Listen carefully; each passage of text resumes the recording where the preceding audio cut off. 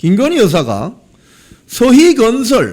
서희건설이 이재명 정권하고 짜고 우리를 죽이려고 한다 이렇게 말했다는 겁니다. 심평 변호사에게 호소를 했다고 합니다. 서희건설은 작년 총선에서 부산 영도구의 박성근 후보자를 낸 그 후보자의 장인이 회장으로 있는 건설사입니다. 박성근 당시 국민의힘 총선 예비 후보는 그 직전에 윤석열 정권이 들어오자마자 총리실 비서실장을 역임한 적이 있습니다. 자, 근데 김건희 여사의 말을 좀 들어보면 심평 변호사에게 한 말입니다. 이게 서희건설이 정권과 짜고 우리를 죽이려 한다. 특검 수사가 부당하게 이루어지고 있다. 이 소리죠. 김 여사가 접견에서 이같이 말했다. 이 말은 어떤 취지인가 하면 서희건설 이봉관 회장은 박성근 전 총리실 비서실장의 장인입니다. 수천만 원대 목걸이 등을 받은 적이 없는데도 이 회장이 거짓말을 하고 있다는 취지이다.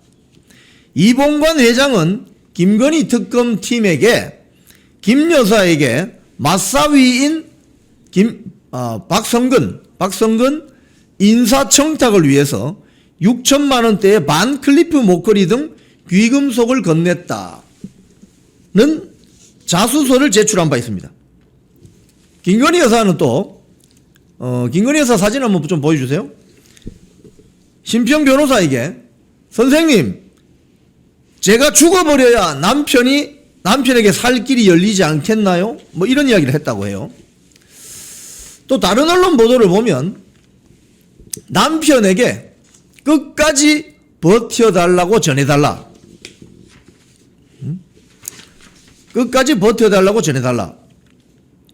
이렇게 이야기했다고 합니다. 또 한동훈에 대해서 한동훈이 어쩌면 그럴 수가 있느냐. 한동훈이 그렇게 배신하지 않았더라면 그의 앞길에는 무한한 영광이 기다리고 있었을 것이다. 이렇게 신세 한탄을 했다고 합니다. 또 어제 석간 보도에서도 보면 심평 변호사의 말은 뼈가 앙상하게 드러난 김건희 여사. 제가 죽어야 남편 살 길이 열릴까요? 이렇게 이야기했다고 합니다. 지금 법원의 결정에 따라서 김건희 여사의 구속기간은 8월 31일까지 연장돼 있습니다. 이와 관련해서 그게 되었나? 유정아 변호사가 본인의 페북에다가 반론 글을 올렸어요. 유정아 변호사 반론 글 한번 볼까요? 심평 변호사를 좀 질책하는 내용입니다. 내용을 제가 읽어드리겠습니다. 선임된 변호인대 아닌 심평이라는 분이 주땡땡, 이 주땡땡은 주진우 같은데요. 주땡땡 기자인지, 왜냐하면 그 심평 변호사가 어제 좌파 매체 기자의 요청에 따라서 김건희 여사를 접견하러 갔다 뭐 이렇게 이야기했거든요. 그 보면은 어제 제가 보도를 심평 변호사의 멘트를 좀 읽어드릴게요. 저도 어제 이걸 소개하면서 뭐 마음이 너무 아프다 뭐 이러니까 심평이 왜 그렇게 사람을 괴롭혔냐 뭐 이런 내용이 오고 갔다는데, 어쨌든 무단으로 김 여사를 찾아가서 언론 매체 JTBC 등과 인터뷰하면서 민감한 사건 얘기까지 술술 풀어놓는 게 말이 됩니까? 향후 재판을 망칠 의도가 아니라면 조심해야 됩니다. 정도가 있는 겁니다. 겉으로는 윤석열, 김건희 부부를 위하는 척하면서 외부에 내가 윤석열 대통령하고 이런 관계를 과시하는 것이 정말 김건희 여사님을 위하시는 건지 의문입니다. 시민 여러분도 이러한 선임 안 된 김건희 여사의 변호사는 심평 변호사가 아닙니다. 선임 안 된 변호사의 행동에 일시적으로 판단하고 호응하고 박수 쳐서는 안 됩니다. 오늘이니까 어제 말하는 겁니다. 김건희 여사를 접견한 결과 한동훈이 배신하지 않았으면 무한한 영광을 누렸을 것이라고 말한 것이 김건희 여사가 아니라는데 과연 누가 떠본 말일까요? 이 심평 변호사 이상한 사람이네요. 유정화 변호사 말에 따르면 김건희 여사가 하지도 않은 말을 지금 언론에다가 퍼뜨리는 것 같습니다. 자, 그런 가운데 김건희 특검이 검사를 지금 40명에서 60명으로 늘린다고 합니다. 어마어마하군요. 40명도 많은데 60명으로 늘린다고 합니다. 김건희 특검 인력 확대 추진, 수사 대상도 넓힌대요. 파견 검사 인력을 기존의 40명에서 60명으로 늘린다고 합니다. 검사 40명이면 수사관이 몇 명 있습니까? 곱하기 한 4만 해도 160명. 그런데 60명으로 늘면 64, 24. 수사관이 한 200명 될 것 같은데요. 뭐 경찰까지 하면. 그냥 개 잡듯이 탈탈 털겠다는 거 아니에요 지금. 민주당 김용민 의원이 검사 파견 검사를 60명으로 늘리고 파견 공무원을 기존 80명에서 120명으로 늘리는 내용의 더 센 특검법을 개정 발의한다고 합니다. 여기에는 수사 대상도 확대되는데 개정안에 따르면 김건희 여사의 집사 역할을 했던 김예성 씨가 대기업 등으로부터 184억 원가량 투자를 받았다는 의혹 등도 수사 대상에 포함됐다고 합니다. 또 특검이 인지해 수사하던 사건도 정식 수사로 간주하고 기존 수집된 증거도 공소 유지에 제한 없이 사용하도록 했다고 합니다. 이미 문진석 민주당 원내 운영수석 부대표는 특검 수사에 있어서 자꾸 영장이 기각되는 부분이 있다면서 이런 특검법 개정안 발의를 취지를 설명했다고 합니다. 민주당의 이성윤 의원이 발의한 김건희 내란 특검 개정안은 이미 국회에 계류 중입니다. 그러니까 특검 검사 숫자를 40명에서 60명으로 늘리고 그 기한도 수사관 숫자도 늘리고 완전히 그냥 자 기한도 늘린다는 기사가 났습니다.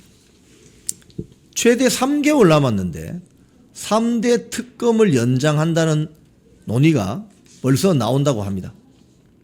그러니까 이건 특검을 빙자한 정치 보복이라는 비판을 받아도 쌉니다. 3대 특검을 최대 70일가량. 이 무리한 수사다. 지금 이 여러 언론 보도를 보면은 어떤 이야기가 나오느냐 하면은 내란 특검 같은 경우에 윤석열 대통령 구속한 뒤에 외환죄를 뒤집어 쓰려고 드론기 이야기 나왔잖아요. 평양에 무인 드론기. 그런데 뚜렷한 범죄 혐의를 찾지 못하고 있어요. 왜? 윤석열 대통령하고 북한 김정은하고 짜고 무인기를 보내서 도발을 유도했다는 걸 입증해야 되는데 그게 입증이 됩니까? 김정은이 윤석열 대통령하고 친합니까? 뚜렷한 범죄 혐의를 찾지 못하고 있는 분위기다. 왜? 그동안 수사한 거 다 탈탈 털리잖아요. 근데 뭘 더 수사한단 말입니까? 김용대 전 드론 작전 사령관을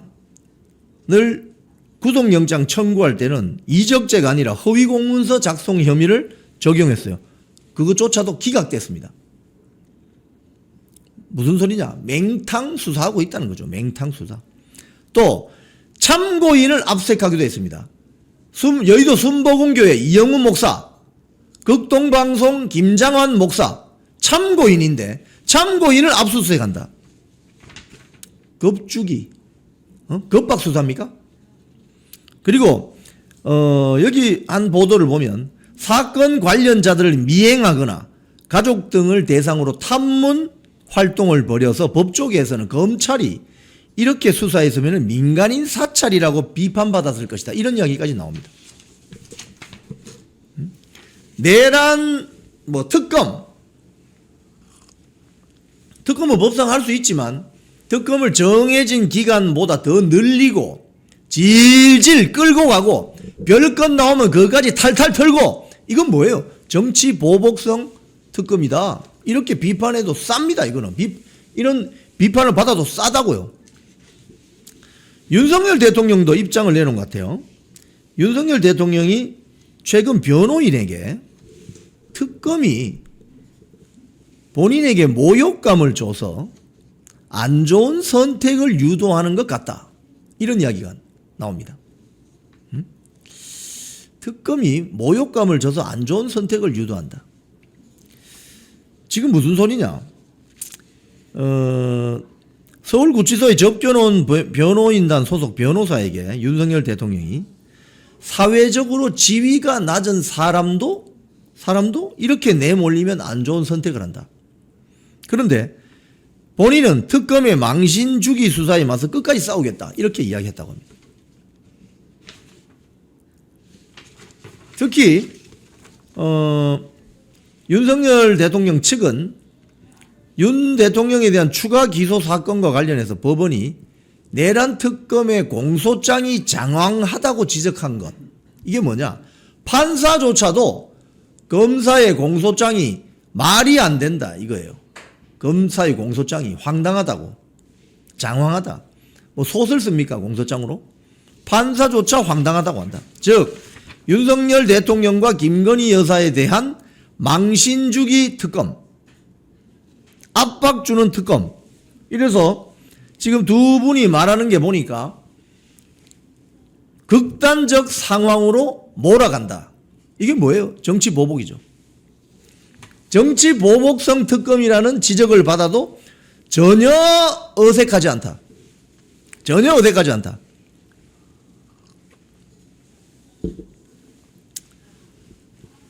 (2009년도) 노무현 전 대통령 본인이 극단적으로 선택했습니다.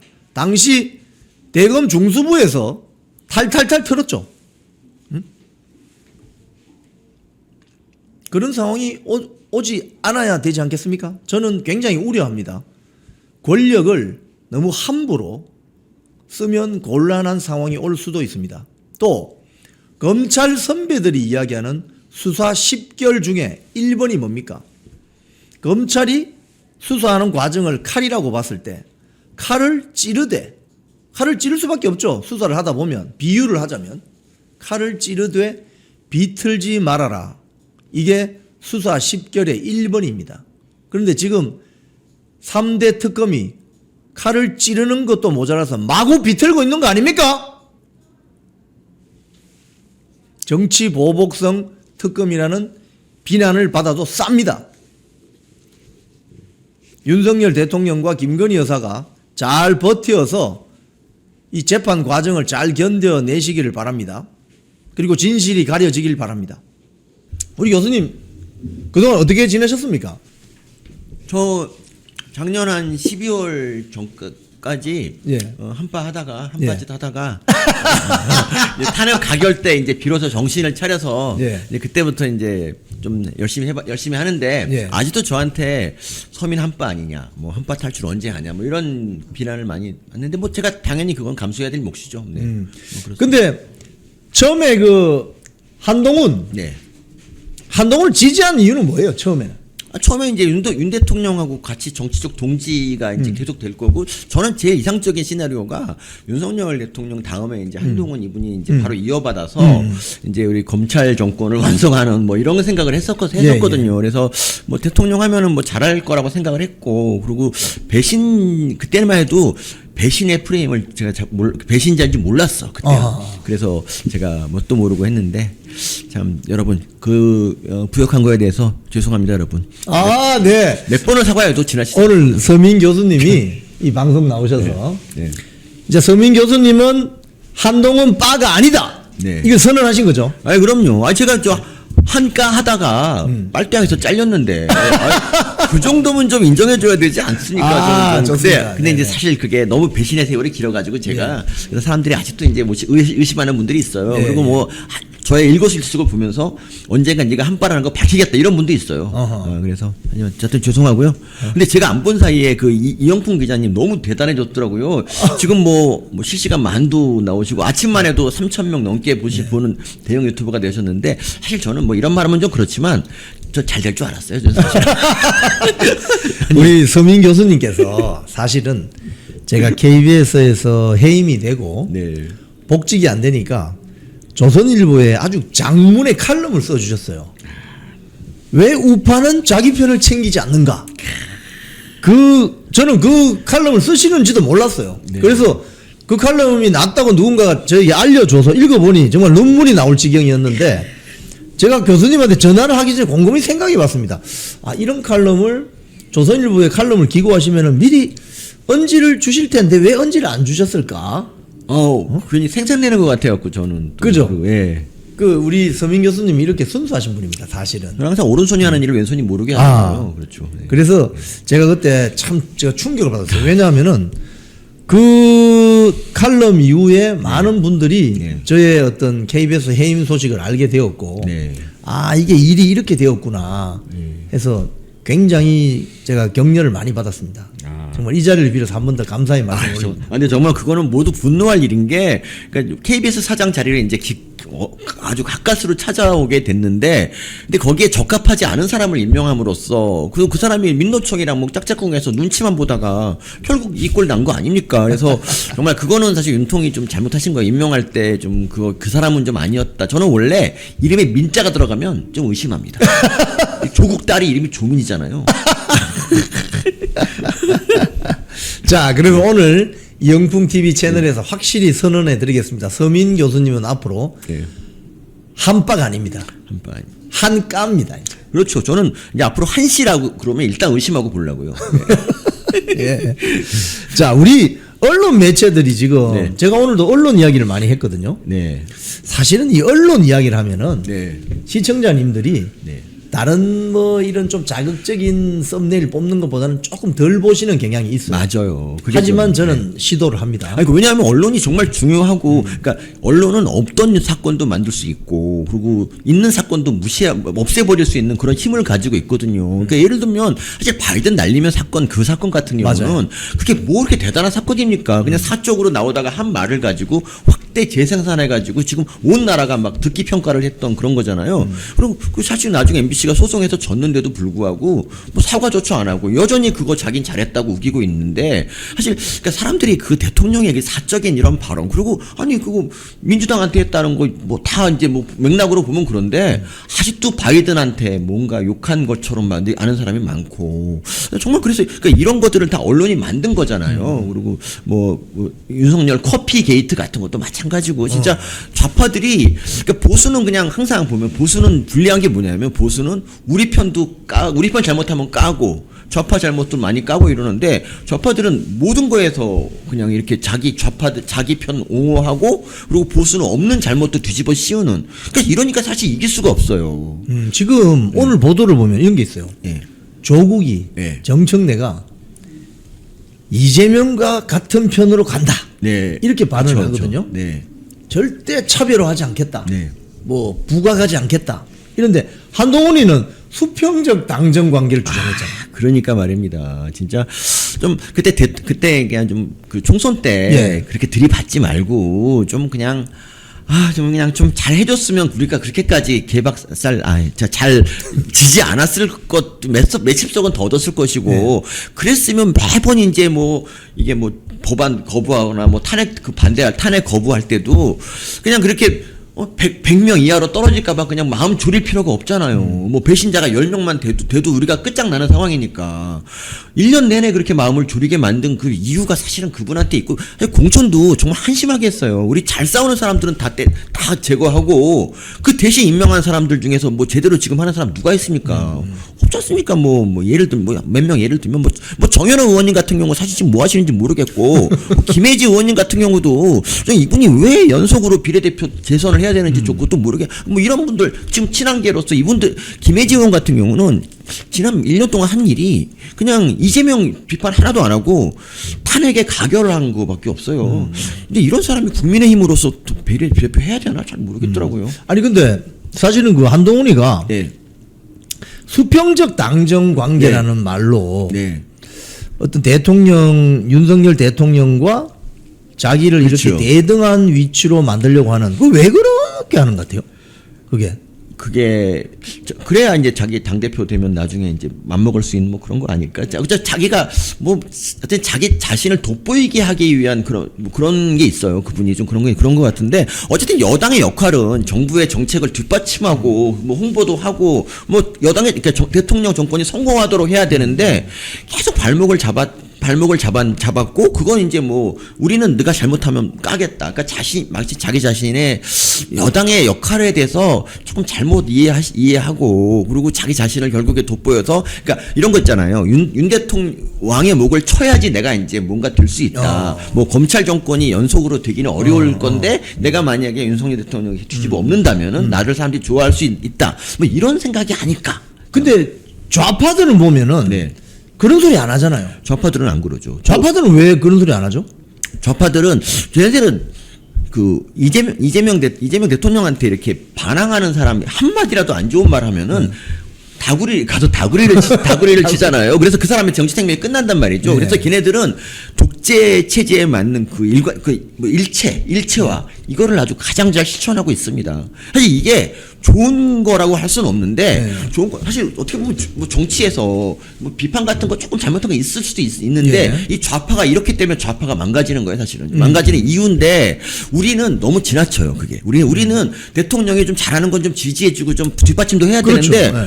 일단 기본적으로 깔라고 노력을 하고 그러니까 우리가 안 되는 거라 생각해요, 진짜. 저는 그게 참 아쉽습니다. 이 아니 이게 보수의 이제 속성. 이 우리 스포츠 경기로 치면은 네. 축구를 한다. 네. 이러면 공은 상대방 골대를 차야 되는데 그렇죠. 자기 골대를 쳐놓으면 이게 자살골이 되는 거 아닙니까? 그렇죠. 그리고 남이 이제 공 몰고 가다가 이제 뭐 헛발질 한다 그러면 사실 자기는 아무것도 안 하고 있으면서 헛발질 한 번 했다고 너 때려쳐라고 막 욕을 하고 우리 편이 이제 상대편한테 심한 태클을 해서 이제 관중한테 욕을 먹으면 거 봐라 너 나쁜 놈이다 넌 반칙에 나는 놈이다 이게 자기 편을 욕하는 게 거의 뭐 체질화된 거 같아요. 체질화. 그러니까 왜 상대방 저기 바로 눈앞에서 정말 우리보다 더 심판까지 합세해서 몰아붙이고 있는데 거기서 우리는 자기 편을 욕하고 너 왜 패스 안 하냐 뭐 이런 식으로 패스를 해야 내가 슛을 넣고 골을 내가 넣지 않고 남이 넣으면 기분이 안 좋아 일단. 기분 안 좋아. 맞아요. 그런 축구를 하고 있다. 그러니까 골을 넣는 사람은 네. 스트라이커가 되면 좋은 거 아닙니까? 네. 작전 짜는 데 있어서. 그렇죠. 풀백이 윙이 이 골을 많이 넣으면 안 되는 거 아닙니까? 그러니까요. 그러니까 이게 자기가 골을 넣어야 된다는 강박관념 같은 게 있는 것 같아요. 골키퍼가 골 넣으려고 막 상대 공격수 지상에서 막 와 있다. 이런 거 똑같은 거죠, 사실은. 지금 뭐 말씀하신 김에 이건 전당대회 지금 벌어지고 있잖아요. 네네. 지금 뭐 특검이 많이 도와주긴 합니다. 지금 네, 소위 말해서 친한계 후보들이 맥을 못 추고 있어요. 그렇습니다. 지금 안철수 조경태 완전히 지금 저 지지율이 보면은 맛이 가버렸거든요. 네. 그런데 이번에도 보면은 초반에 이 전당대회 초반에 네. 내일부터 이제 투표합니다. 네. 초반에 보면은 뭐 윤석열 대통령하고 절연해야 된다 뭐 하면서 그러니까 말이에요. 소위 말해서 극우 정당을 막아야 된다. 뭐 최고위원 후보는 네. 이 국민의힘 안방에 극우 세력이 들어오면 안 된다. 근데 그 자는 윤석열 대통령 탄핵 국면에서 뭐 한 게 아무것도 없는 것 아무것도 같은데. 없죠. 그리고 극우라는 말을 우리 내부에서 이렇게 내부 총질용으로 쓰는 것 자체도 진짜 문제가 있어요. 사실 극우라는 게 일단 기본적으로 정의부터가 좀 엄격하게 적용돼야 되는데, 그러니까 좌파들이 극우라 그러면 그걸 걔네하고 왜 니네가 그럼 니네는 극좌냐? 이렇게 받아쳐야 되는데 우리 스스로 막 극우 프레임을 씌워서 상대를 공격하면 자기 자신이 뭔가 대단한 사람처럼 보이는 그런 효과가 있나 봐요. 그래서 나는 합리적인 사람인 것처럼 자리매김하기 위해서 동지를 팔아먹고 극우 몰이를 하는 거죠, 사실은. 그러니까 얼마 전에 양궁 선수가 뭐 부정선거를 주장했다고 해서 맞아요. 그것도 극우라고 해가지고 막 뭐 욕하고 이런 경우도 있던데 솔직히 그런 식이면은 부정선거 제일 먼저 주장했던 애가 김어준이나 뭐 이런 애들이거든요. 그러니까 그때 좌파들이 주로 선거 지면 맨날 부정선거를 얘기했었는데 걔네들이 그럼 그때 극우라고 했냐? 안 그랬어요. 그냥 오직 우리한테만 그냥 계속 극우 프레임을 하고, 근데 그 걔네들이 쓰는 프레임을 우리가 더 확대 재생산해서 우리가 훨씬 더 많이 쓴다는 거. 어이가 없죠. 그리고 지금 한파들이 참 어려운 게 뭐냐면 사실 이런 이제 어려운 당대표 선거가 사실 한파들한테 굉장히 불리한 싸움인데 그 한파의 수장인 한동훈이 안 나와. 예. 비겁하게. 뭐 질까봐 안 나오는 게 뻔하잖아요. 그러니까 이제 애들이 참빠들도 지금 사실 희망을 잃고 그냥 조경태를 뭐 외치지만 사실 모기만한 목소리로 아유 조경태 이렇게 하는 거잖아. 네. 그러니까 이거 한동훈 이분도 책임감이 있으면 아니 그렇게 정당을 개혁하려고 그러면 당대표가 돼서 뭐 해야 될 거 아니까 나와서 싸워야 되는데 안 나오고 아무것도 안 하잖아요. 저는 저 우리 서민 교수님 네. 전공도 물론 그거지만 예. 숙주와 기생충의 관계 있잖아요. 네. 그러니까 이게 뭐 적절한 비유가 될 수는 없겠지만 뭐 좀 네. 거칠게 비유를 해보자면 네. 윤석열 대통령이 있어야 한동훈도 있는 것인데 그렇죠. 윤석열 대통령이 없으면 네. 한동훈은 무의미하다 이거예요. 그러니까. 그야말로 기생충과 같은 네. 예? 기생한 소위 말해서 윤석열 대통령이 지난 20년 동안 먹여주고 닦아주고 업어주고 법무장관 할 수 있습니까 한동훈이? 아, 그러니까 말입니다. 그랬더니 이자가 배신을 때려버리네. 그러니까 지금 한동훈의 위치와 그 대통령 있을 때 한동훈 위치를 보세요. 한 2년 전 법무장관 할 때만 해도 그렇죠. 그 정권의 2인자 역할을 황태자. 했었고 그리고 다들 이제 한동훈 사랑하고 그랬는데 지금은 한동훈 뭐 우리 국힘에서 누가 사랑합니까? 많이 뭐 찌끄레기들 몇 명만 사랑하는 거잖아요. 그러니까 그러니까 한동훈 우리가 좋아했던 이유는 대통령을 잘 보필해서 성공한 정권으로 만들어 달라는 그런 그렇지. 요구를 한 건데 그렇지. 그걸 배신했으니 이꼴이 된 거예요. 그러니까 자기 잘나서 이렇게 잘 2인자 역할을 한 게 아니라는 거를 좀 깨달아야 되는데 그걸 못 깨달아서 안타깝습니다. 이거 앞으로 한동훈의 정치적 미래는 어떻게 되겠습니까? 밤 11시 그때 밖을 보면 어떻습니까? 깜깜하지 않습니까? 한동훈은 밤 11시입니다. 밤 11시. 그럼 밤 12시 자정 넘으면 새벽인데. 그리고 새벽 한 11시에서 계속 머물고 있는 거지. 시계가 죽었어. 시계가. 네. 그렇군요. 시계에 배터리가 아웃됐습니다. 자, 우리 한동훈 과 그 세력들은 이번 전당대회가 끝나면 아마도 자체적인 어떤 정치 세력을 구축하지 못하고 네. 표류하게 될 것 같은 그런 전망이 우세하죠. 그러니까 국힘 대부분의 당원들이 사실 한동훈 원하지 않거든요. 그래서 이제 뭐 계속 거기에 대고 극우 타령하고 당이 극우화됐다고 얘기할 거면 그냥 나가서 당을 새로 차리는 게 원래 맞는데 지금 계속 안 나가고 있는 이유가 뭐냐면 나가면 실패할 게 거의 더 큰 참패를 할 게 눈에 보이기 때문에 여기서 비비고 있는 거죠. 근데 그것도 비겁한 거죠, 사실은. 아니 교수님 그 말씀하시니까 그 소위 말해서 국힘 내부에 네. 실질적으로는 강남 좌파인데 네. 강남좌. 여기 들어와서 배지 달고 정치하려고 하는 자들의 어떤 심리적인 그 상태는 뭡니까? 차라리 처음부터 민주당이나 뭐 진보당이나 정의당 같은 정치하면 안 되는 거예요? 그러니까 당을 하나 만드는 것 자체가 참 쉽지가 않고 그리고 예전에 우리 이제 박근혜 대통령 탄핵 이후에 이제 나는 잘났다고 생각하시는 분들이 이제 나가서 당을 차렸잖아요. 바른정당. 그 결과가 어떻게 됐습니까? 다 하나씩 둘씩 기어 들어왔지 않습니까? 근데 그 경험을 이제서 배운 거지 얘네들이. 그래서 여기 그냥 붙어서 뭐라도 주워 먹는 게 더 낫겠다. 우리 괜히 가면 돈도 들고 뭐 지지율도 폭망할 것 같아서 그렇죠 뭐. 참 이거 이번 전당대회 과정을 보면서 윤석열 대통령이 사라진 네. 한동훈 세력은 아무런 의미가 없다. 그렇죠. 결국 대통령이라는 자리를 윤석열 대통령이 딱 앉아 있을 때는 네. 거기다 대놓고 뭐 비판적인 이야기도 하고 뭐 수평적 당정 관계라고 네. 뭐 떠들어대고 하다가 정작 윤석열 대통령 사라지고 이재명이 나타나니 쓸모 있는 바보들이 되어버리는. 쓸모 있는 바보들이 되어버렸어요. 이제 쓸모가 없어. 네. 지금 쓸모가 없는 거죠. 그러니까 스스로 빛을 내는 존재가 아니고 다른 사람의 빛을 반사하는 존재에 불과했던 건데 그걸 자기가 발광체라고 생각을 해서 이런 일이 온 거죠. 정말 적확한 지적인 것 그래서 뭐 같습니다. 발광이 뭐 빛을 낸다는 게 머리가 없다 이런 얘기 절대 아닙니다. 그냥 발광을 네. 발광체. 자, 우리 언론 관련해서 조금 이번에 그 서부지법 사태 보면은 네. 대진년 같은 경우는 뭐 네. 주한미 대사관에 그냥 돌진해가지고 막 들어가고 대법원에도 막 돌진해가 들어가 이런데 구속되는 사람이 없었잖아요. 그렇죠. 구속영장에 다 기각이 됐습니다. 그리고 근데 서부지법의 이제 그 관련자들 현재 63명 1심이 끝났는데 예. 그중에 1심에서 징역형 이상을 받은 사람이 46명. 그러니까 예. 이고 집행유예 자체 나머지는 집행유예. 그러니까 이례적으로 정말 중형이 선고됐고요. 그러니까 사실 거기서 뭐 특별히 폭력 활동을 하지 않고 휩쓸려 들어갔 그런 것만 해도 서 있다가 지역에 잡혀간 사람도 있어요. 나오고 서 있다가. 네, 서 있다 잡혀. 그리고 뭐 젊은 시각리 같은 경우도 뭐 유튜브 찍다가 그냥 들어간 건데 그분이 무슨 폭력행위한 것도 아닌데 불구하고 거의 모두에게 구속영장이 발부됐어요. 사실 구속영장이 그렇게 쉽게 발부되는 건지 전 이번에 그때 처음 알았고 이 서부지법이라는 곳은 앞으로 여러분 절대 근처 지나가다가도 절대 들어가면 안 되는 곳이 됐습니다. 그렇게 신성한 곳인지 몰라. 왜냐하면 대법원 들어가면은 대법원 들어간 대진녀는 구속영장 기각. 예. 그런데 서부지법 들어가면 무조건 구속이니 이거 겁나 살겠습니까? 그 근처에 사는 분들 절대 눈도 주지 마세요. 째려봤다고 또 뭐 구속시킬 수도 있어요. 진짜. 째려봤다고. 아니 근데 언론 보도도 보면 굉장히 불공평하지 않습니까? 그러니까 대진년이 대법원에서 그 시위하고 대법원 난입했다는 이런 기사 자체가 그러니까 이슈 자체가 안 되는 거예요. 그러니까 이건 보수가 아무리 이슈를 만들려고 해도 이 좌파들이 이렇게 도와주지 않으면 이게 안 되는 것인가? 우리 보수는 스스로 이슈를 못 만들어 이런 탄식까지 들게 만드는데 사실 그리고 그러니까 대진년이 대법원 들어간 거랑 그 사람들이 서부지법 들어간 거를 이거를 비교 분석해서 이거 너무 편향적이지 않느냐라는 그런 걸 비교 분석한 언론 자체도 그렇게 많지 않아요. 그게 뭐 천지일보나 뭐 다른 언론들 몇 개 정말 마이너 언론들 한 세 개 정도만 그 얘기를 했고 대부분 언론들은 그걸 보도하지 않고 있잖아요. 그러니까 아까도 잠깐 말씀하셨지만 그 신일 그러니까 독립기념관장 같은 경우도 김영석 관장님이 이제 말씀하신 거 그 전문을 딱 보면은 전문을 보면 독립운동가들의 그 투쟁을 많이 강조를 하고 그런데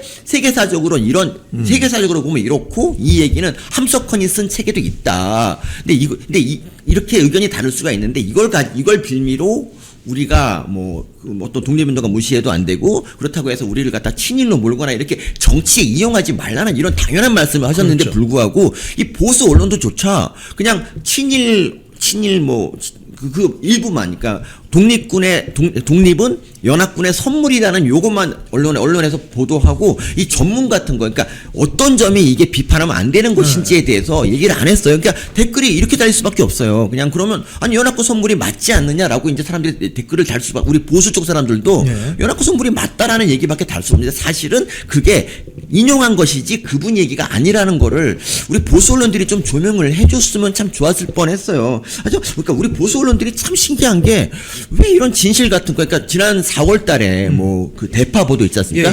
그 대파 보도 때 사실 대파 보도도 그게 사건으로 될 만한 그런 일도 아니었어요. 그러니까 윤석열 대통령이 대파가 여기서 좀 싸게 파는데 다른 데서 이렇게 못 파니까 대파 가격을 좀 쌌으면 좋겠다라는 그런 말을 했는데 그걸 가지고 대파 값을 모른다는 이런 보도가 나왔을 때 그때 보수 언론이 그렇게 말한 게 아니라고 전문 발언 중에 핵심 발언을 해갖고 싸워줬어야 되는데 그렇지 않았잖아요. 그리고 이종섭 그 출국 같은 것도 마찬가지고. 그러니까 맞아요. 이종섭 국방부 장관이 출국할 때 이걸 해외 도피, 범죄자 도피 프레임을 썼는데 사실 남의 나라 대사로 가는 거가 도피라고 쓰는 것 자체가 어불성설이고 거기에 대해서 막 같이 이제 좀 싸워줬어야 되는데 거기에 대해서 별로 싸우지 않고 그냥 그 프레임에 묻어갔어. 많은 언론들이.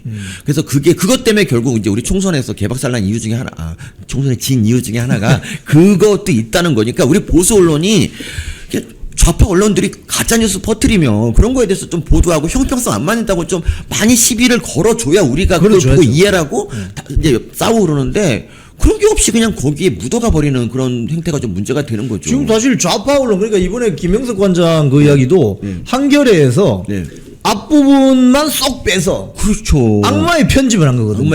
악마의 편집한 거예요. 근데 뒷부분 아까 말씀하신 그 부분이 있는데 그 부분은 아예 그냥 배제해버리고 앞부분만 우리 독립한 게 연합국의 승리로 빚어진 선물이다.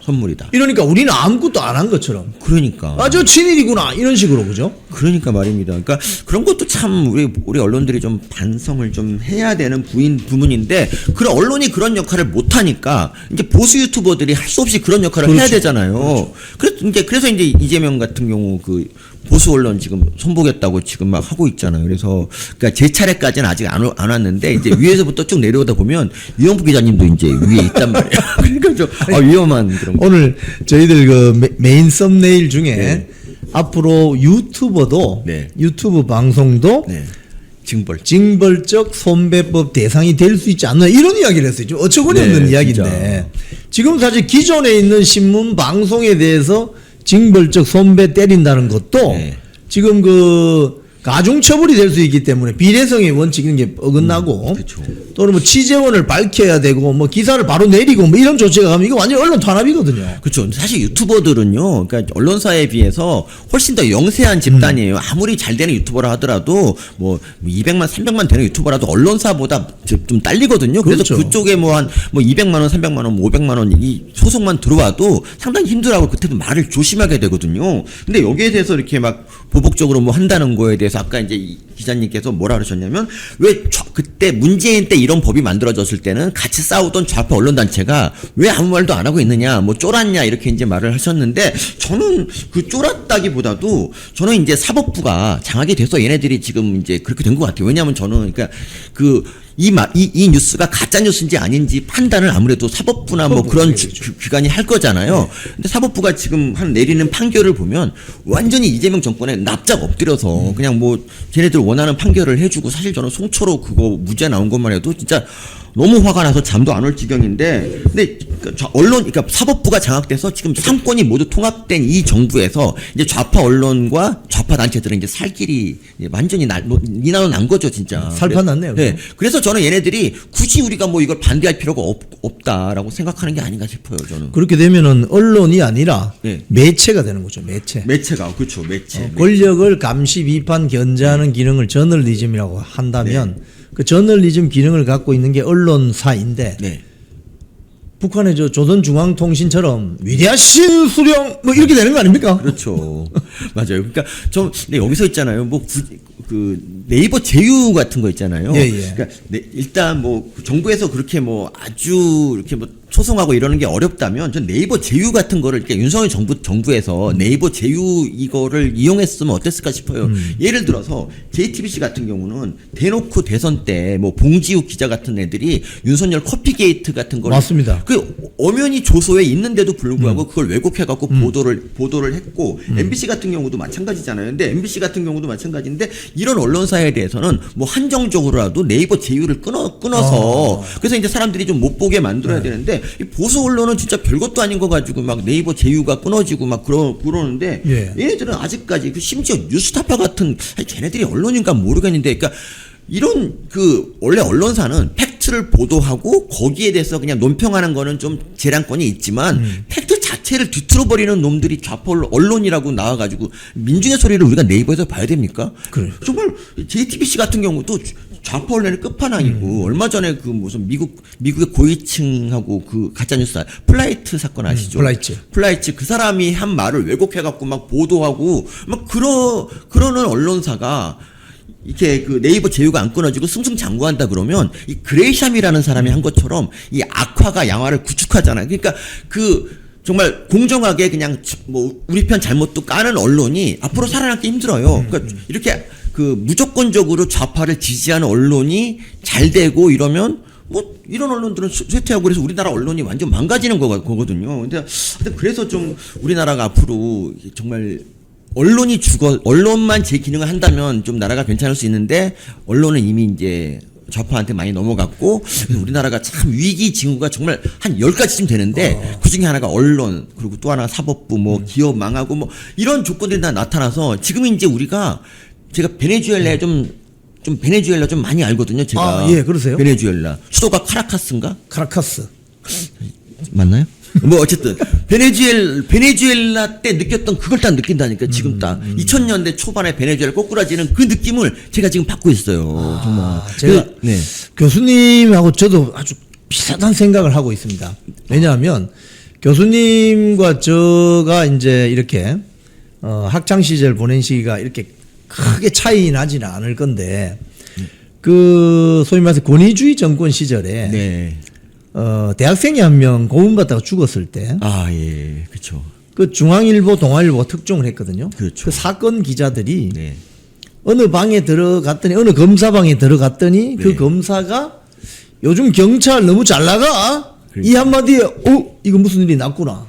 그래서 그걸 추적해서 부산에 살고 있는 무슨 고등학교 출신인데 서울대 무슨 뭐 어느 학과 이름은 못 찾고 그래서 부산 주재 기자한테 알아봤더니 그게 박종철이었다. 그게 일보가 중앙일보에서 터지는 거죠. 그렇죠. 그랬던 기자들이 있었습니다. 맞아요. 그 힘들었던 권위주의 정권 시절에서도. 그런데 지금 대한민국 기자들, PD들 다 어디 간 거지? 그 당시 뭐 군사 독재 시절에 뭐 언론 자유를 위해서 막 열심히 목소리 내던 애들이 있잖아요. 지금은 그냥 기꺼이 그 자유를 반납하고 그냥 정권에 부역하고 있는 그런 현실. 정말 얘들은 대체 왜 싸운 건지 잘 모르겠더라고요. 그러니까 뭐 해직 기자들도 많이 있었고 그랬는데 그 사람들 복직해갖고 하는 게 겨우 그 뭐 사실 신앙님 같은 사람이 대표적이잖아요. 신앙님 같은 사람 지금 뭐 온갖 가짜뉴스 퍼뜨리고 뭐 자기 책을 갖다 1억 얼마에 1억 팔고 6,500. 그러니까 이런 짓을 하고 있는 최강근에 5천만 원. 그러면서 여전히 잘못한 거 없다고 하는데, 그러니까 정말 얘네들은 그런 거예요. 그러니까 군사 독재 정권을 그냥 뭐 타도하기 위해 싸운 게 아니라 그냥 자기 그냥 뭔가 자기들이 잘 먹고 잘 살 좌파가 판치는 세상을 꿈꿨던 거라는 게 이제 드러난 거죠, 사실. 지금 어떻게 보면 그 권위주의 정권 시절에 화염병 집어 던지고 쇠파이프 휘두르고 파출소 습격하고 미 대사관 침투하고 대사관저에서 뭐 그러니까. 방망이 날리고 했던 자들이 결국은 민주화라는 그런 것보다는 반미투쟁이라는 것보다는 자신들의 정치적 입지를 강화시키는. 네, 맞습니다. 그게 지금 정청래, 김민석을 통해서 우리가 보고 있는 거 아니겠습니까? 그렇죠. 그러니까 독재가 정말 그렇게 싫었으면 지금 김정은 독재 체제를 누구보다 목소리 높여서 욕해야 되고, 그리고 이재명 이분의 독재화에 대해서 비판의 목소리를 내야 되잖아요. 그런데 전혀 그런 걸 하지 않고 하고 있는 거 봐서는 얘네들은 우리 편 독재를 원한 거지 독재 자체를 싫어한 게 아니에요. 아, 역시 오늘 서민 교수님 아주 촌철살인입니다. 우리 편 독재를 원했던 것이 지금 대한민국 좌파 정권의 민낯이다. 독재 자체를 반대했던 게 아니고 자기 편들끼리 말아먹는 우리 편 독재를 추구했던 것이다. 귀에 쏙쏙 들어오네요, 우리 교수님. 그렇습니다. 그래서 어쨌든 자기 편은 무조건 옹호하는 그런 세력하고 우리 잘못도 비판하면서 싸우는 세력하고 이게 싸움이 안 된다니까요. 그래서 지금 보수가 너무 무기력하고 그러니까 사람들이 정말 슬픈 게 뭐냐면 이제 우리 자기 자신들을 대변해줄 그럴 뭐 언론도 없고 유튜브도 없어가지고 유튜브도 이제 옛날만큼 유튜브를 잘 안 봐요. 옛날에는 막 근데 지금 뭐 그나마 그래도 보는 유튜버가 약해 보니까 역시 이영풍 TV가 아닐까 싶은데, 그러니까 어쨌든 좀 그래요. 이게 이영풍 TV가 좀 더 커서 진짜 이렇게 지금 저는 이번에 그 신혜식 그쵸, 신의 한수 신혜식 같은 그런 배신자이고 보고 많이 좀 충격을 많이 받았는데, 이영풍 기자님 TV가 빨리 커서 정말 우리나라 정말 보수 언론사보다 더 큰 영향력을 가진 그런 곳이 되기를 빕니다, 여러분. 예.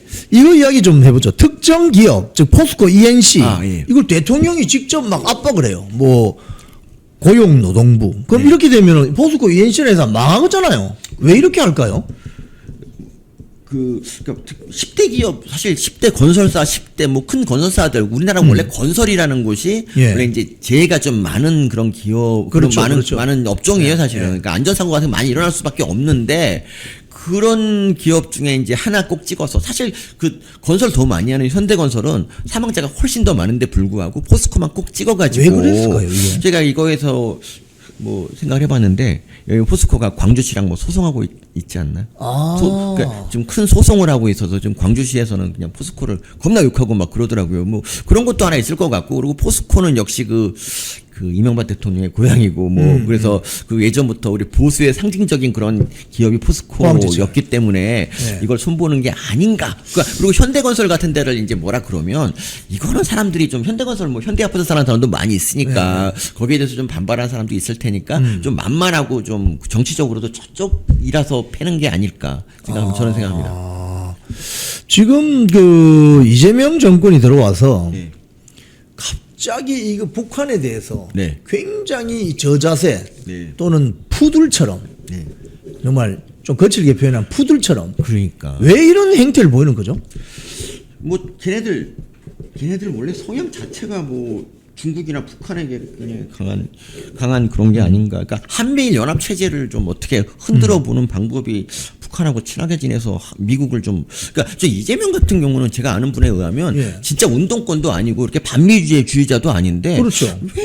왜 이런 행동을 치는가 보면 그냥 자기 정치적으로 주변에 이제 뭐 임종석 같은 애들 뭐 워낙 그 북한스러운 애들이 많아서 걔네들의 욕구를 좀 충족시켜 주려고 하는 건가? 이해가 안 가요. 북한이랑 이렇게 저자세 보여가지고 사실 이득 보는 일이 없거든요. 사실 좌파들 자체도 이렇게 북한 저자세는 그렇게 좀 좋아하지 않고요. 그리고 진짜 통일을 원한다면 이렇게 하면 안 돼요. 왜냐하면 문재인 정권 때 우리 국민들이 통일하고 싶다는 마음이 다 사라져버린 이유가 예. 우리 대통령이라는 애가 가서 막 그 북한한테 막 굽신거리고 안 좋고 예. 그리고 김정은이 트럼프한테 편지 보낸 거 아시잖아요. 예, 예. 우리 둘이 얘기하기에 좀 문재인 좀 빼자 이런 편지 같은 게 막 오고 이런 굴욕을 당하니까 북한이랑 통일하고 싶은 마음이 없어지는 거거든요. 그러니까 중국도 마찬가지예요. 그러니까 반중이 점점 이제 커지는 이유가 문재인 정권 때 그리고 이재명 쎄쎄 이런 것 때문에 예, 예. 중국 지도자한테 굴종하는 걸 보고 우리가 속이 터져가지고 저 예, 예. 나쁜 놈이라고 생각하게 되는 거거든요. 예. 근데 왜 이렇게 그러니까 어쨌든 얘네들은 한미일 연합에 대해서 아주 그게 거부감, 그러니까 일본에 대한 반대를 얘네들이 정치 노선의 한 중요한 장으로 잡았기 때문에 그래서 이제 그걸 반대하려고 제가 사실 이런 거에 국제 정세에는 잘 경험이 없었어요. 근데 정작이 있잖아요. 네. 북한 체제는 지금 네. 임종석이가 작년 초에 그 이야기를 했잖아요. 통일하지 말자. 두 개국. 그냥 네. 살림 따로 살자. 네. 적대적 두 국가론. 네. 근데 그 이야기가 나오자마자 북한이 우크라이나에 파병 시작했잖아요. 네. 그러니까 임종석이 먼저 얘기한 게 아니라 김정은이 먼저 그걸 그 먼저 얘기를 얘기하고. 하니까 이제 임종석이 따라하고 대진년도 지금 충격받아서 이제 그 따라하고 있는 그런 건데. 예. 그래서 지금 뭐 북한은 어쨌든 간에 뭐 현실을 인정한 거죠. 사실 북한하고 우리하고 지금 통일하기가 좀 어려워지고 사실 그리고 우리가 뭐 민족이 또 같다고 해서 반드시 뭐 통일해야 되는 것도 아니냐. 저도 처음에는 이제 통일에 대한 환상을 배우고 우리 때는 교육 자체가 우리의 소원은 통일을 부르도록 막 했는데 사실 그때만 해도 이제 통일이 좀 될 거라고 생각했는데 지금 생각하니까 그래서 우리가 통일을 해서 정말 우리 손해가 너무 큰 것 같고 안 그래도 우리나라만 있어도 지금 좌우 대립으로 망할 것 같은데 북한이나 통일 같은 거 하면은 4분의 3이 좌파가 되는 거잖아요. 그럼 우리나라 끝장나는 거죠, 뭐 진짜. 그래서 그리고 통일이란 것이 그냥 감성적인 어떤 그런 접근으로만 되는 게 아니고 그렇죠. 돈이 들어갑니다. 돈이. 돈이 서독이 많이 동독하고 들어가요. 통일할 때 네. 경제 규모가 한 3배 정도 차이 났는데 네. 한 20년 동안 그 세금 쏟아붓는다고 난리를 폈잖아요. 근데 지금 그렇죠. 대한민국하고 북한이 지금 경제 규모가 거의 뭐 수십 배 차이 나는데 그러니까. 그럼 우리가 세금 엄청 내야 될걸요 아마. 그러게 말입니다. 그러니까 좌파들이 계속 통일을 요구했던 게 그냥 정말 그런 것 같아요. 그러니까 우리 해방하고 나서 우리 국민이 한 70% 이상이 우리 정치 체제를 뭐 사회주의 이런 걸로 이제 원했다는 그런 보도도 있고 그리고 뭐 국호를 정할 때도 뭐 조선 민주주의 뭐 조선 이런 게 들어가는 북한스러운 이름을 이제 원했는데 우리가 그래도 이렇게 이승만 대통령이 그걸 반대하고 결국 그래서 대한민국이라는 자유민주주의 국가를 설립했잖아요. 그런데 그래서 이제 애들이 이승만을 그렇게 좌파들이 싫어하는 거고 저는 그러니까 이재명 밑에 있는 사람 중에 어쨌든 그런 정말 골수 북한스러운 애들이 너무 많아서 이재명한테 영향을 미치는 게 아닌가. 그래서 이재명 같은 경우도 분명히 운동권도 아닌데 불구하고 김일성 얘기할 때 뭐 선대라는 말을 썼는데 운동권 용어에 의하면 그거는 북한에서 쓰는 말이라고 하면서 제가 언제 이렇게 의식화가 됐느냐 뭐 이렇게 놀라기도 했거든요. 그래서 지금 사실 요번에 조국이가 사면되면서 네. 지금 여러 가지 이제 관측들이 나오는데 이재명의 이제 이미지가 사라지고 네. 소위 말해서 조국이 사면되면서 네.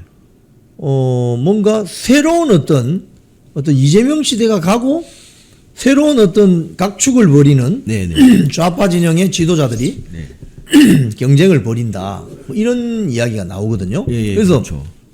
이재명 입장에서는 그런 어떤 조국이나 뭐 정청래나 뭐 김민석이나 네. 이런 쪽에 눈치를 보게 되지 않느냐. 즉 이재명 정권은 그냥 바지이고 실제적인 전주들은 그런 사람들이 아니냐. 그런 구도 속에서 나오는 게 아니냐. 이런 이야기가 있어요.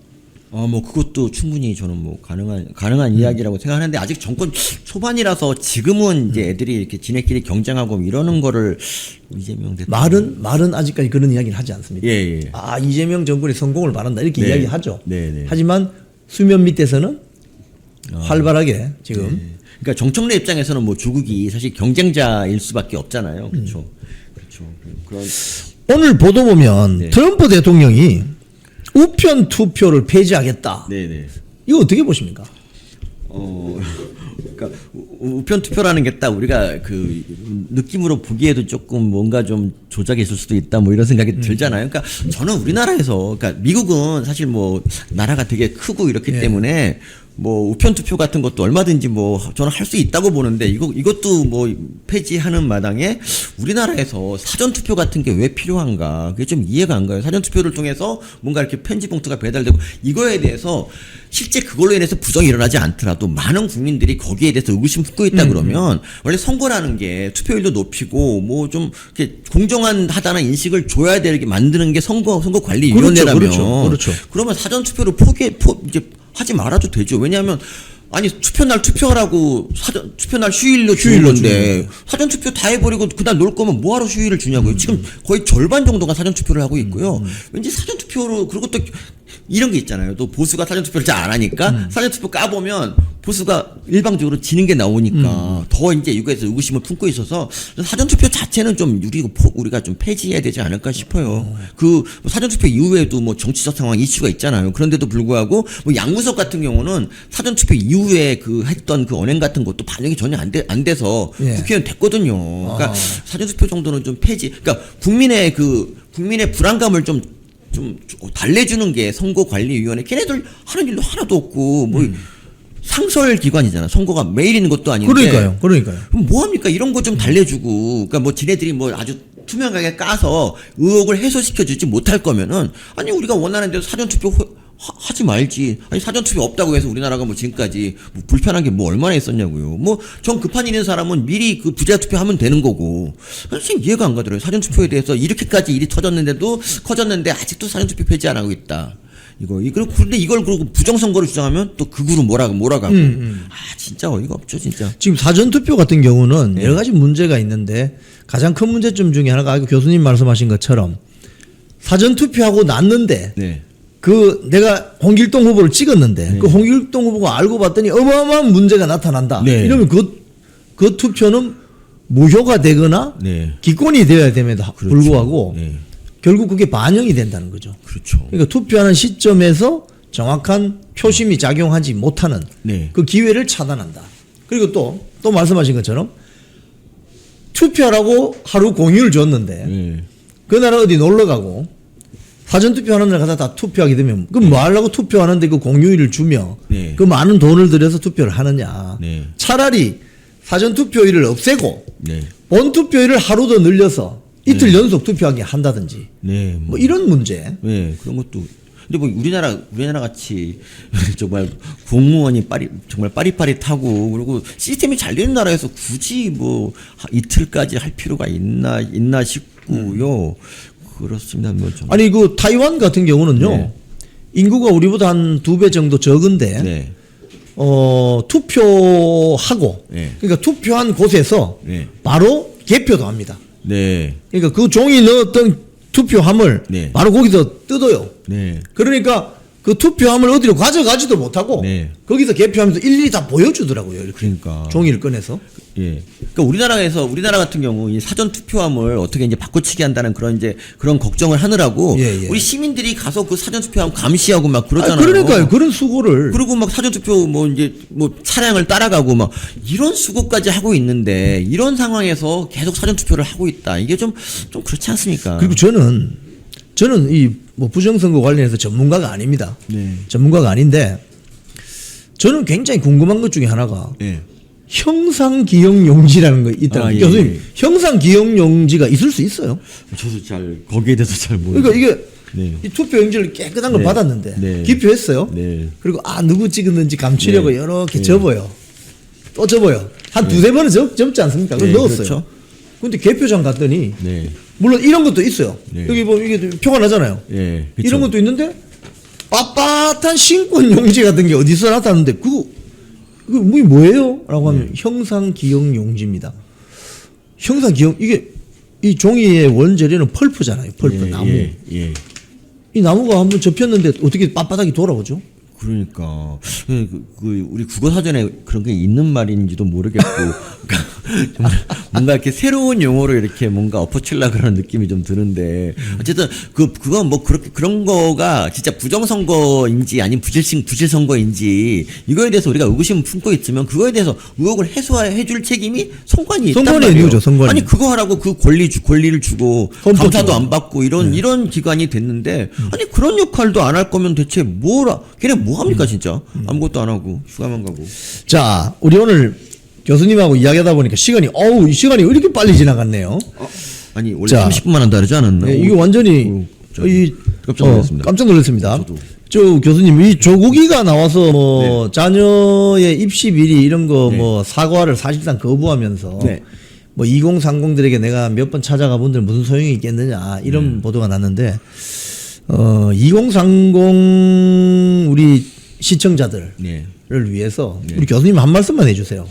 그러니까 그러니까 잘못한 게 있으면 사과를 하는 게 맞고요. 그리고 사과를 받을지 말지에 대해서는 그 당사자가 결정하는 문제거든요. 근데 어쨌든 범죄자는 사과를 하는 게 맞아요. 그 나라 전체를 갖다 이 조국의 강이라는 거기에 집어넣었으면 그거에 대해 책임을 지고 사과를 해야지. 더구나 그게 법원에서 인정돼서 빵까지 갔다 왔으면 더더욱 사과를 하는 게 맞죠. 그리고 그러니까 겨우 어쨌든 대통령 잘 만나서 사면을 받아서 나왔다 그러면은 사실 다른 범죄자 중에서 사실 조국만큼 억울한 사람이 뭐 한두 명이겠어요. 굉장히 많단 말이에요. 그런데도 자기 혼자 나와서 이렇게 지금 소고기 먹고 그러면 그 남들이 어떻게 보겠습니까? 그러니까 여기에 대해서는 좀 자숙을 하든지 뭔가 사과를 하든지 뭔가 해야 되는데 사과를 하기 싫으니까 그런 핑계를 대는 거죠, 사실은. 그러니까 2030 여러분 절대 이거를 잊지 마시고 잊지 마시고 꼭 그거를 좀 표로 응징해 주세요, 표로. 표로 응징. 자, 오늘 서민 교수님을 정말 오랜만에 모셨습니다. 너무 이 대담이 아주 흥미롭고 즐거워서 시간 가는 줄 모르고 벌써 뭐 30분이 훌쩍 넘어서 지금 40분 가량이 되어버렸는데 오늘 너무 오래 붙잡고 있어서 죄송합니다. 저 몰랐어요. 저도 시간 가는지 몰랐는데 지금 시계 보니까 깜짝 놀란 거고요. 여기 스튜디오도 너무 좋고 그리고 이영풍 기자님이 워낙 편안하게 잘 대해주셔가지고 저도 집처럼 했습니다. 그래서 감사드립니다. 우리 앞으로 서민 교수님을 자주 모시도록 하겠습니다. 자, 그리고 서민 교수님은 이제 한바 아닙니다, 여러분. 한가입니다. 한가. 제가 오늘 이영풍 TV에서 선언했습니다. 자, 오늘 출연해 주셔서 고맙습니다. 감사합니다. 감사합니다. 다음에 뵙겠습니다. 여러분도 저는 이번 선거에서 재밌는 포인트가 정청래 효과도 좀 있다고 봐요. 아, 그렇죠. 네. 정청래가 등장하면서 오히려 저는 지금 정청래 대표가 등장하고 첫 일성이 국민의힘 뭐 사람 같지 않다, 뭐 사람들과만 악수한다, 뭐 이런 굉장히 어떻게 보면 비인간적인 그런 발언들을 쏟아내고 있지 않습니까? 원래 그런 사람이니까. 저는 원래 이건 발언이라고 생각은 안 해요. 거의 배설 수준에 가깝다고 맞습니다. 보는데 그런 막무가내 막가파식 당대표가 상대편의 어떤 그 수장이 되면서 국민의 입장에서는 이러다가 진짜 우리가 저 망나니한테 다 집어삼켜질지도 모르겠다라는 그런 위기감이 좀 작동을 했던 것 같아요. 그러다 보니까 정청래가 주장하는 내란, 정청래가 얘기하는 뭐 극우 이게 전혀 이제는 우리는 타격감이 없는 겁니다. 그렇지. 어차피 너가 테러리스트였고 과거에 극좌 테러리스트 그럼 미국 입국도 못하는 주제에 누굴 뭐 극우라고 표현하느냐. 그렇기 때문에 더 이상 극우라는 프레임, 뭐 내란 세력이라는 프레임이 우리한테는 데미지가 별로 이제는 없다. 오히려 여기에 반박하는 사람들, 우리가 왜 극우냐, 너가 극좌하고 너가 테러리스트다라고 얘기하는 사람들이 힘을 얻기 시작했고, 저는 장동혁 후보가 참 운이 좋았던 게 정청래가 되면서 상대 팀에 정말 어떻게 보면은 거의 뭐 마카파식 리더가 되면서 우리도 저 정도로 싸워야 우리를 지킬 수 있다라는 그런 생존 욕구가 좀 발동이 된 게 아닌가. 그러니까 모든 것들이 작용과 반작용으로 이루어지는 거 아닙니까? 저쪽에 변수가 구체적인 이제 상수가 된 거고 그것으로 인해서 우리가 변수를 작용하지만 이게 또 힘을 가지면 이게 상수가 되는 건데 그런 의미에서 봤을 때 이 정청래가 저는 고마운 존재라고 보거든요. 이거 전당대회 말고도 지금 정청래 대표가 엑스맨으로서 많은 것들을 해주고 있는 것 같습니다. 네. 그래서 이제 제가 우스갯소리로 엑스맨들의 귀환이다 이런 얘기를 하고 있습니다. 문재인 정부 때 그 추미애, 조국 그렇죠. 이 두 분이 쌍끌이한 거 아닙니까? 그런데 이재명 정부 3개월 만에 그분들이 돌아오고 있다. 근데 여기 플러스 알파가 정청래인데 사실 저는 하나 좀 짚고 넘어가고 싶은 게 네. 명청 교책이다. 네. 명청 시대다. 그런 얘기를 하고 있는데 사실 이재명 입장에서 저는 검찰개혁 이재명은 빨리 하고 싶어 해요. 네. 그런데 국민들 앞에서 아닌 척 네. 통합하는 척 하다 보니까 근데 이 광을 정청래가 팔고 있단 말이죠. 개딸들을 통해 가지고. 그렇죠. 그래서 최근에는 뭐 졸속 안 된다. 뭐 그래서 뭐 김민석 총리도 그렇고 강훈식 비서실장 통해 가지고 뭔가 슬로우 얘기하는 척 했어요. 네. 그런데 엊그제 만나고 와가지고 날짜가 특정됐습니다. 네. 졸속 안 된다고 하는데 검찰청 폐지의 날이 딱 정해졌어요. 이거 어떻게 봐야 되죠? 그러니까 저는 사실 이재명 대통령이 야당 대표 시절과 대통령이 된 다음에는 생각이 좀 많이 달라졌을 거라고 봅니다. 실제, 진짜요?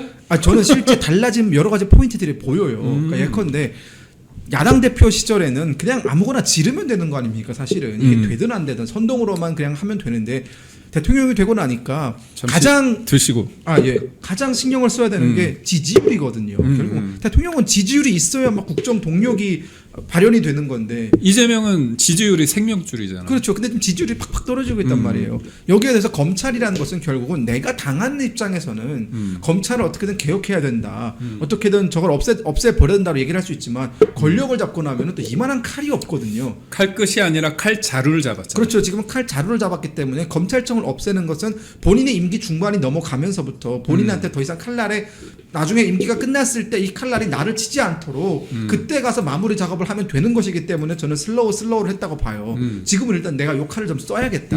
요걸로 국민의힘도 도륙을 하고 좀 나한테 말을 안 듣는 사람들을 좀 난도질을 해가지고 정리를 하고 싶은데 정청래 대표는 이것과 생각이 다르죠.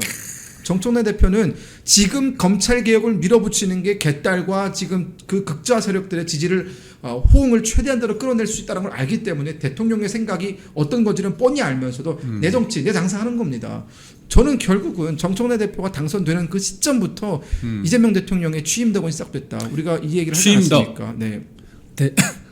레임덕을 넘어서 취임덕. 시작하자마자 레드덕? 이제 온 겁니다. 근데 명청 교책이라는 이 발언 정청래 대표가 자기가 직접 본인이 했어요. 그러니까 페이스북 그렇죠. 얘기했죠. 예, 뭐 기자들아. 명청 그 교책이라는 게 있어도 명청 대전은 없다라고 하는 거 아닙니까? 이게 뭐냐?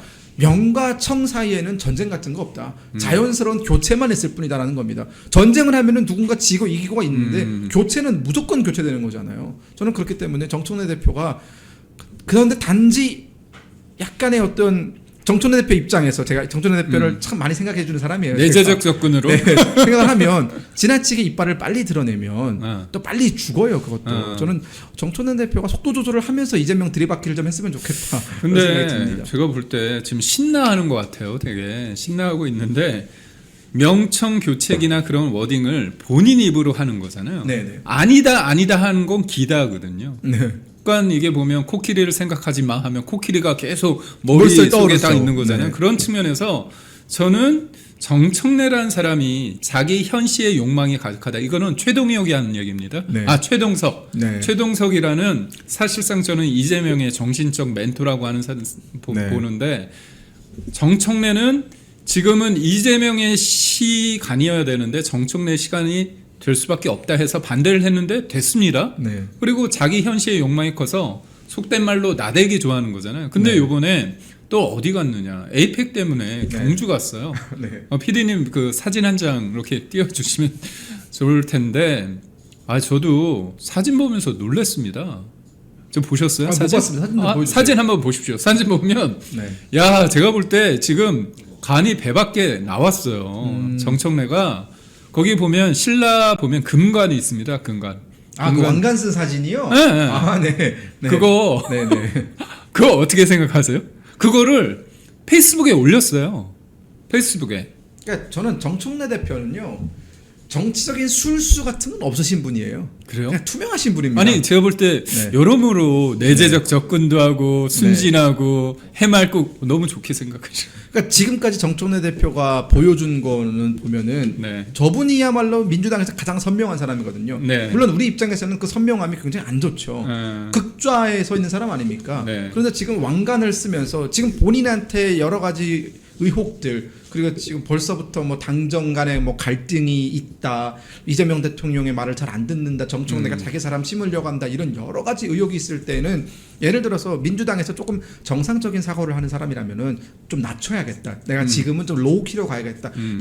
이런 판단이 상식적인 판단 아닙니까? 정치 길게 하려면. 근데 저분은 그런 생각이 없으세요, 지금. 그래요. 명청 교책이고 내가 이제 왕관을 쓰겠다. 내가 이제 앞으로 다음 그 대선 주자가 되겠다라는 그런 욕심을 깨끗하게 100% 드러내시는 분이기 때문에 저는 응원합니다. 아니 저도 응원해요. 네. 저도 응원의 관점을 갖는데 저 오만한 거 아닌가요? 사실? 뭐 이재명 대통령 이제 당해봐야죠. 그러니까 저는 저걸 보면서 윤석열 대통령과 한동훈 전 대표 사이의 관계를 다시 생각할 수밖에 없어요. 그러니까 우리가 그때 한동훈 대표를 얼마나 많이 밀어줬습니까? 비대위원장 할 때도 밀어줬었고 저는 전당대회 때 한동훈 대표를 찍었어요. 심지어 63%가 넘는 지지율로 당대표가 돼서 올라갔는데 당대표가 되자마자 그분이 했던 것은 결국은 대통령실에 대한 또 공격을 끊임없이 멈추지 않으면서 사태가 여기까지 온 것이거든요. 이거에 대해서 한동훈 대표는 조금이라도 책임감을 느껴야 돼요. 본인이 결국은 이 사태를 만든 장본인 중에 한 명이거든요. 잘못을 바로잡는 것은 배신이 아니라 용기라고 말씀하셨는데. 그러니까 뭐 단계 사건부터 시작을 해가지고 공천부터 시작해서 사실 그분이 자기 정치를 하기 위해서 윤석열 정부 안에서 했던 그 여러 가지 트롤 짓을 생각을 하면은 저는 지금도 사실 자다가도 잠이 깹니다. 너무 화가 나서. 근데 저는 사실 그건 문제인 것 같아요. 무엇보다도 흔들리지 않는, 제가 기자로서 도저히 납득이 안 되는 거, 당원 게시판. 그렇죠. 그거 간단한 문제잖아요. 집에 전화해가지고 아니면 가가지고 자기 전에 당신이 했어? 그거 물어보면 되잖아요. 그러니까 이게 저는 사실 했다라고 거의 심증적으로 생각을 하고 있어요. 왜냐하면 친한계가 그때 당시에 보여준 반응을 보면은 그거 하면 안 되냐? 이런 거였지 않습니까? 굉장히 적반하장식으로 나왔단 말이에요. 그럼 인정하면 되잖아. 근데 이게 저는 뭐가 문제라고 생각을 하냐면 정확히 논리적으로 따지면 할 수 있죠. 네. 일반 당원들 대통령단 욕할 수 있고 저도 네. 윤석열 대통령 마음에 안 들면 막 욕하고 다녔어요. 그러나 당대표라는 사람이 그것을 어떤 본인의 계정을 빌려주고 본인의 가족을 동원해서 게시판에 반복적으로 주기적으로 그런 악의적인 글을 올려서 여론을 만들고 그 게시글을 기자한테 줘가지고 당원들의 여론은 이런 것처럼 마치 호도하고 이거는 여론 조작이란 말이에요. 네. 당대표가 앞장서서 여론 조작에 가담했다는 의혹이 있는 것은 아주 큰 결격 사유인데 이것이 마치 아무런 잘못이 없다는 듯이 누구나 다 그럴 수 있다는 듯이 넘어가는 거 이게 문제라고 봤고 참 양심 없다는 생각이 들었는데 뭐 한동훈 대표에게 여기서 그만하고 결국은 이재명 대표가 당해보라는 거예요. 그때 얼마나 민주당이 쾌재를 불렀습니까? 제가 볼 때는 저번에 이제 김어준과 정청래 연합군이 네네. 이재명과 박찬대 연합군을 짓밟은 거잖아요. 그렇죠. 저번에 한번 세게 맞았어. 네. 근데 강선우 때문에 또 씹어대는 거잖아요. 네. 이재명이 강선우를 좋아하지만 여하튼 자기가 대통령 놀이를 하는 척하기 위해서 국민을 위하는 척하면서 뭔가 쳤단 말이에요, 강선우를. 그렇죠. 네. 그런데 당대표가 되자마자 정청래가 든든한 울타리가 되겠다고 하고 네. 전화를 할 수 있습니다. 그런데 그거를 알려, 페이스북으로. 그렇죠. 그렇다면 뭐냐, 이재명 당신이 쳤는데 나는 강선우 내가 보듬고 간다. 네. 그랬습니다. 근데 요번에도 검찰 개혁을 앞두고 또 이긴 거잖아요. 그렇죠. 또 이겼는데, 그렇다면 사실 지금 취임덕 말씀을 하셨는데 시간이 지남에 따라 이재명이라는 사람은 지지율이 떨어질 가능성이 큰데, 정청래 입장에서는 개딸에 대한 어떤 소유권이라고 할까요? 개딸을 통해 가지고 관성이 있죠. 세게인데 갑자기 슬로우로 가기는 힘들 거란 말이죠. 그럼 네. 제가 볼 때 이재명과 정청래의 상황은 좋아질 가능성은 좀 없다고 보는데 네. 어떻게 보십니까? 저는 이미 끝났다라고 봐요. 이재명 대표는 지금 어떻게든 끌어내리고 싶을 겁니다. 저는 조국의 사면도 이와 무관하지 않다고 봐요. 진짜요? 네, 조국 사면이 결국 이재명 대통령 입장에서는 정치적으로 굉장히 큰 도박이거든요. 그리고 자기 지지율을 깎아먹는 행위고 실제 지지율이 지금 막 8%, 9% 가까이 떨어지고 있지 않습니까? 다음 주에 떨어지죠? 다음 주에 저는 50% 미만으로 갈 거라고 봐요. 당연하죠. 네. 근데 저는 그런 정치적인 어떤 그 피해까지 감내를 하면서 조국을 사면하는 것은 결국은 정청래의 대항마로서 조국을 살려두는 것이 더 의미가 있다고 봤거든요. 저는 그런 판단을 이재명 대통령 측근에서 했다고 봐요. 그러니까 결국 정청래 대표의 임기가 지금 보궐이기 때문에 1년밖에 안 되지 않습니까? 정청래 대표가 1년 하고 그만둘 위인은 아니고. 지방선거를 어떻게든 민주당의 승리를 만들어서 그것에 대한 어떤 그 기대로서 다시 또 당대표를 하고 그 뒤에 치러지는 총선, 3년 뒤에 치러지는 총선에서 친정계, 친청계 이제 의원들로 다 채우면 사실상 이재명 대통령은 식물 대통령 되는 거고 그 다음 대선을 본인이 가져간다라는 구상일 거예요. 이거에 대해서 투명하게 보여주고 있어요. 예, 여기에 태클을 걸 수 있는 사람이 조국인 것이죠. 네. 그 제가 볼 때는 지금 이재명은 자기께 자기가 넘어간 것 같은 느낌이 들거든요. 네네. 그게 왜 그러냐면 2023년도에 이재명이 당을 개딸들로 접수하기 위해서 네. 대의원하고 권리당원에 있지 않습니까? 그렇죠. 그럼 대의원이 1일 때 원래는 60이었어요 권리당원이. 네, 네, 그렇죠. 그런데 1대 17로 바꿨습니다. 네. 근데 이번에 정청래가 그대로 당한 거죠. 그대로 해가지고 심지어 어떻게 했느냐 1대1로 만든다는 거예요. 1대1로. 그러니까 대의원의 권한이 굉장히 커지는 거잖아요. 그렇죠. 그렇게 되면. 아니 권리당원의 권한이. 권리당원의 권한이 굉장히 커지는 거잖아요. 네, 예. 그러니까 저는 이제 결국은 지금 소위 말하는 그 개딸이라는 그 사람들이 저는 이게 이재명 대통령에 대한 어떤 충성심으로 뭉쳐진 사람들이 아니라는 생각을 오래전부터 했어요.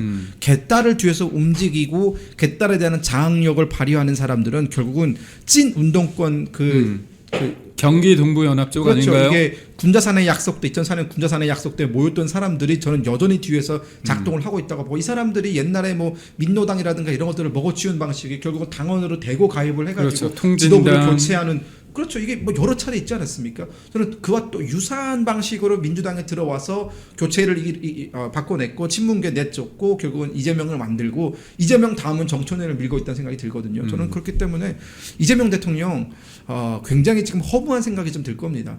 내가 개딸들의 지지를 기반으로 해서 여기까지 성장을 해서 저 사람들은 당연히 내 표인 줄 알았는데 그게 아니었다. 나는 그냥 바지 사상이었구나.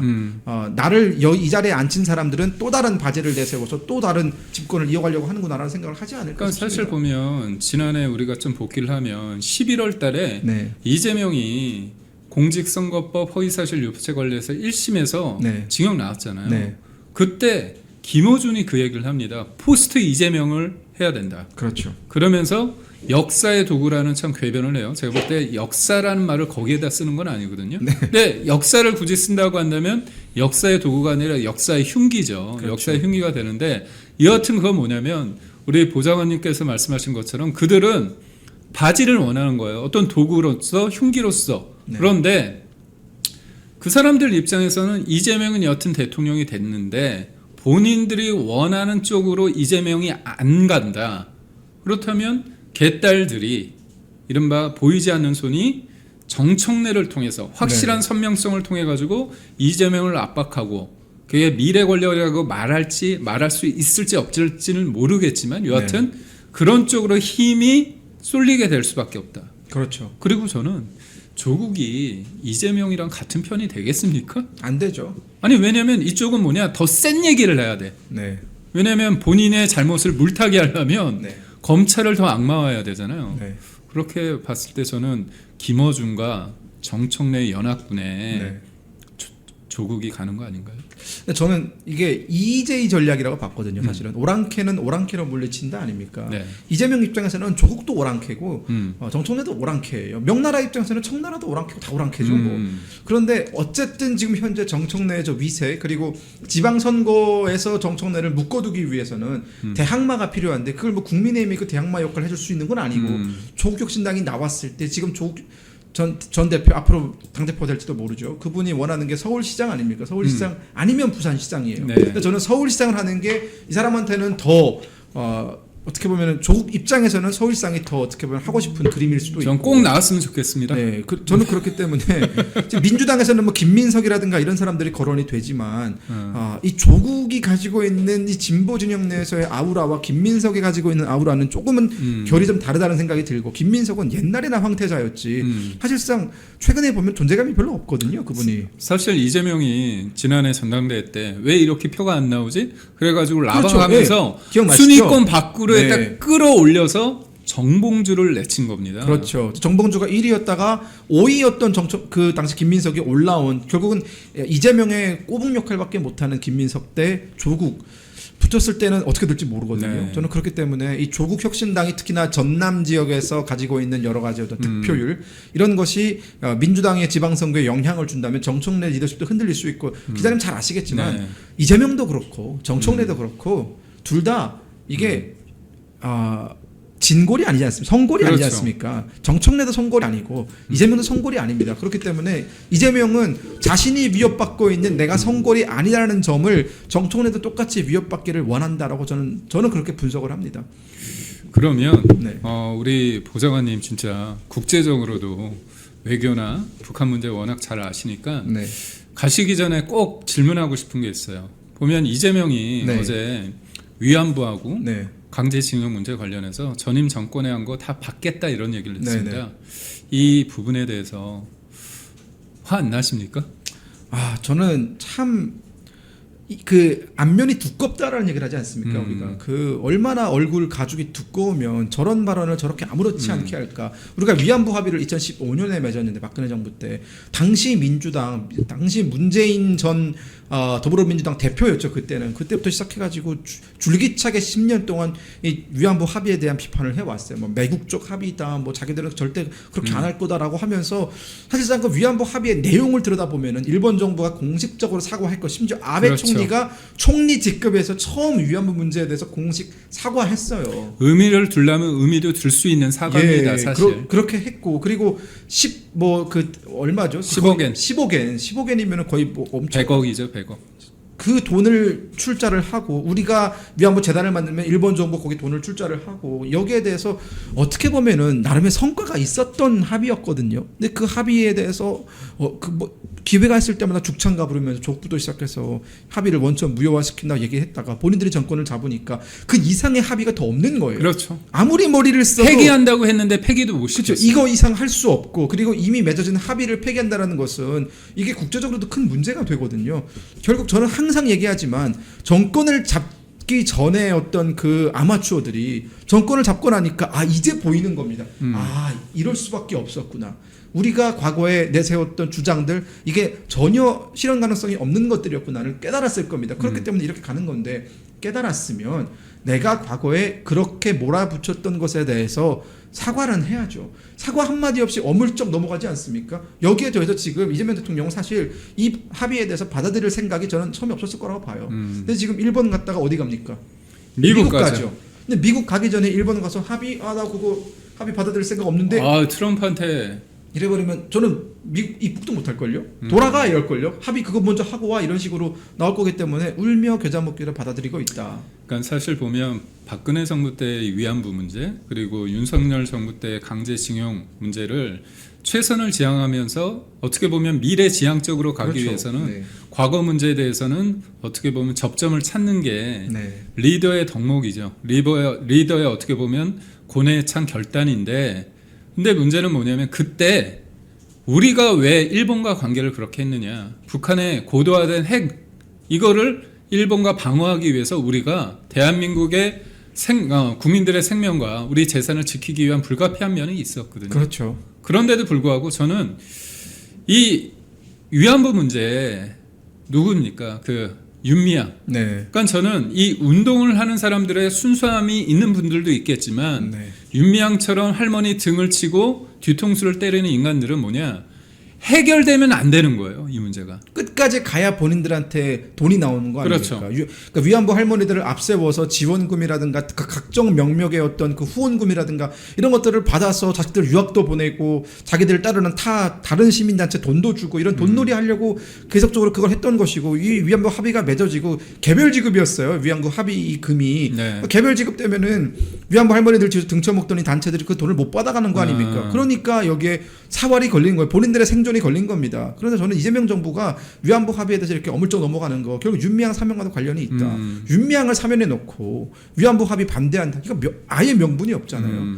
앞으로 커뮤니티에 이런 글이 있어요. 앞으로 이제 민주당이 하는 모든 반일 선동은 윤미향 하나로 방어가 가능하다.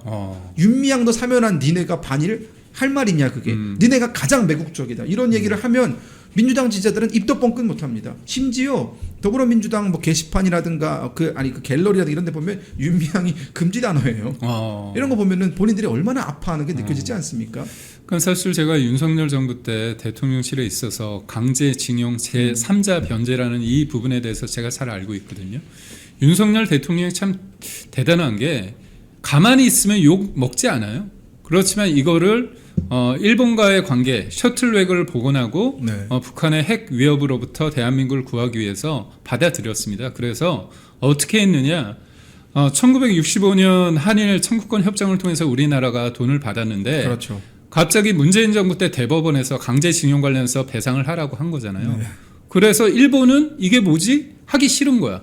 그래서 우리가 어떻게 아이디어를 냈냐면 이 청구권 협정으로 해서 수혜를 입은 포스코 같은 우리 기업이 기금을 출연하고 네. 일본의 기업들이 또 그거를 도네이션 형태로 해서 기금을 만들어서 돈을 주고 있어요. 그렇죠. 근데 이게 실제로 강제징용을 한 피해자분들이 이걸 너무 좋아해요. 그렇죠. 그러니까 결국 운동을 하는 사람들, 위안부나 아니면 강제징용해서 그런 운동을 하는 사람들은 반대하는데 네. 정작 당사자들은 원한다는 거죠. 그렇죠. 그래서 저는 그러니까 윤석열 정부에 대해서, 박근혜 정부에 대해서 이 반일 감정을 등에 업고 팩트가 중요한 게 아니라 서사라는 거죠. 그런 반일 운동의 서사만 믿고 팩트나 진실이 중요하지 않은 상태에서 누군가의 정치적인 이유 때문에 분노의 연료로서 소비되는 사람들이 너무 많다는 거고 이런 측면에서 제가 볼 때는 우리 김금혁 보좌관님께서 자주 나오셔가지고 팩트 파인딩을 통해가지고 저들의 거짓 선전을 딱 절단을 내야 된다고 봅니다. 그러면 우리 지금 이영풍 네. 앵커께서 왜 오늘 패널까지 한다고 하시는지 모르겠어요. 그래서 그러면 다음 주에 우리 김근혁 보좌관님 모시고요. 또 깊이 있는 내용 다뤄보도록 하고요. 잘 다니던 회사에서 해고됐습니다. 외롭고 힘들었습니다. 내 혼자 이렇게 외톨이가 되는 거 아닌가 걱정이 앞섰습니다. 그런데 하루 이틀 시간이 지나니까 많은 외국 국민들이 찾아와 주셨습니다. 그래서 우리는 승리했습니다. 혼자 가면 외로운 길이지만 같이 가면 즐거운 여정이 됩니다. 나라를 지키고 대한민국 정치 혁신을 바라시는 분들이 계시다면 우잘사 회원에 가입해 주십시오. 우파는 잘 싸워, 우리도 잘 싸워. 우잘사 회원에 가입하시면 나라를 살리고 대한민국 정치를 혁신할 수 있습니다. 우잘사 회원이 되셔서 다 같이 손잡고 즐거운 여정에 동참합시다. 우잘사 화이팅!